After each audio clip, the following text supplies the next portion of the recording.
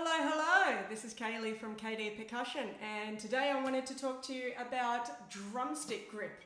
So if you happen to have a pair of Vic Firth drumsticks, and there are lots of different models, then you will find a very convenient American flag emblem here, and that is the perfect place to put your thumb when you're holding the stick. Now, I like to think of the stick as behaving like a bit of a seesaw, okay? So we've got a hinge happening here somewhere along the shaft of the stick, and the stick is just able to pivot on that hinge as I like. Now, I can replicate that hinge by placing my thumb somewhere on the stick here, for example the flag, and hooking my index finger around. Okay, that is the only part I grip the stick with, just my thumb and my index, nothing to do with my other three fingers at all, just my thumb and index. That is my grip.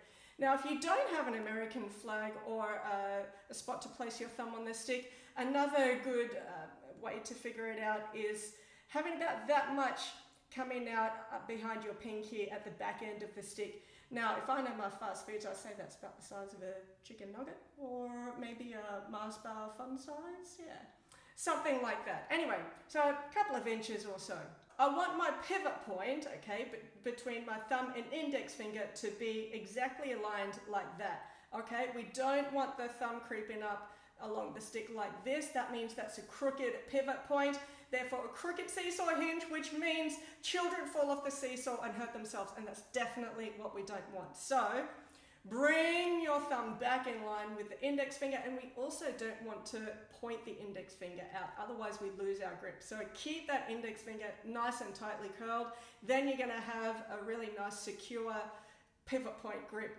As we go and hit the drum with the stick, the drum is actually going to hit the tip of the stick back up at us, okay? And when that happens, we need to allow the back end of the stick to rebound downwards away from our palm, because otherwise we block the rebound coming up from the drum.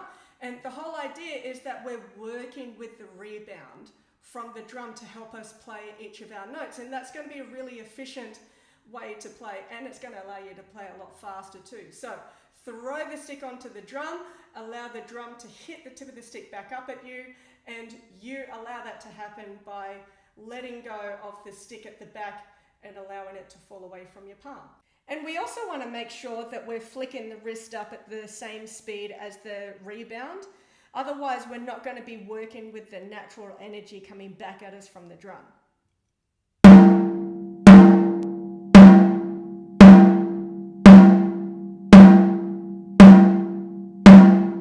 And you want to aim to have your stick coming up in the direction of your shoulder, and that way we're creating a straight line from your forearm down to the tip of the stick, which is just good for unity. None of this windscreen wiper business. Straight back. Doesn't have to touch the shoulder, just in that direction.